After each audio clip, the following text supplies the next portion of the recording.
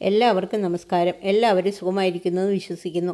ഇന്ന് നമ്മൾ ഉണ്ടാക്കാൻ പോകുന്നത് ബീറ്റ്റൂട്ട് മെഴുക്കുവരട്ടിയാണ്. ബീറ്റ്റൂട്ട് മെഴുക്കുവരട്ടി ഉണ്ടാക്കാനായി ഒരു ഫ്രൈയിങ് പാൻ ഗ്യാസിൽ വെച്ച് മീഡിയം ഫ്ലെയിമിൽ ചൂടാക്കുക.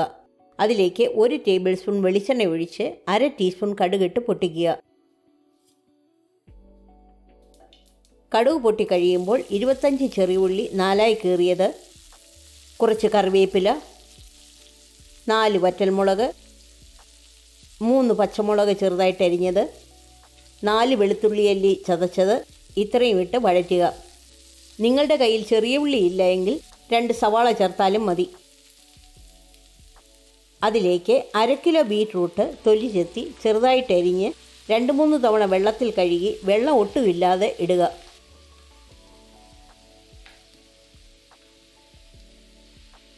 അതിലേക്ക് 1 teaspoon Kashmiri chilli powder, 1 teaspoon ഉപ്പ്, 1/2 ടീസ്പൂൺ മഞ്ഞൾപ്പൊടി ഇത്രയിട്ട് ഇളക്കി 5 മിനിറ്റ് അടച്ചു വെച്ച് ആവിയിൽ വേവിക്കുക.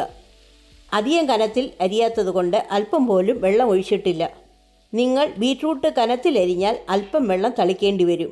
ബീറ്റ്റൂട്ടിൽ നിന്ന് അത് വേകാൻ ആവശ്യമായ വെള്ളം ഇറങ്ങും. 5 മിനിറ്റ് കഴിഞ്ഞ് അടപ്പ് മാറ്റി ഇളക്കി 10 മിനിറ്റ് മീഡിയം ഫ്ലെയിമിൽ ഫ്രൈ ചെയ്യുക.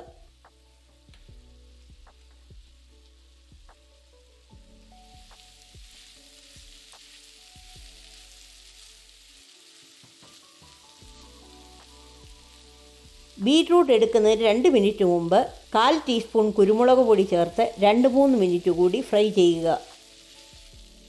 നമ്മുടെ ബീറ്റ്റൂട്ട് മെഴുക്കുവരട്ടി റെഡി ആയിട്ടുണ്ട്. ഗ്യാസ് ഓഫ് ചെയ്ത് സെർവ് ചെയ്യാവുന്നതാണ്. ഈ റെസിപ്പി എല്ലാവർക്കും ഇഷ്ടപ്പെട്ടെന്ന് വിശ്വസിക്കുന്നു. ലൈക്ക് ചെയ്യാനും ഷെയർ ചെയ്യാനും സബ്സ്ക്രൈബ് ചെയ്യാനും മറക്കരുത്.